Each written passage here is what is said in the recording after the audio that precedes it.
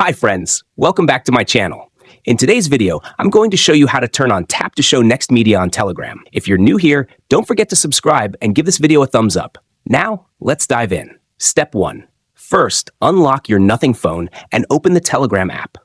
Once you're inside, you'll land on the main screen where you can see your Chats menu. This is where you'll access all your conversations. Step 2.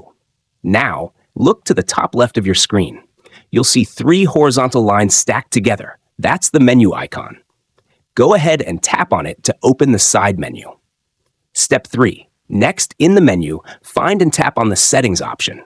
It's usually listed toward the bottom, and it's where you can adjust everything related to your Telegram preferences.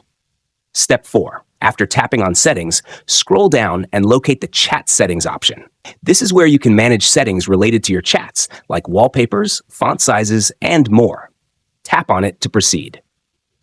Step 5. Now scroll down to locate the Tap to Show Next Media option. Unfortunately, this option is turned off. Step 6. For the last and most important step, select the Tap to Show Next Media option to turn it on instantly. If you found this tutorial helpful, don't forget to give it a thumbs up and subscribe to my channel for more great tips. Thanks for watching.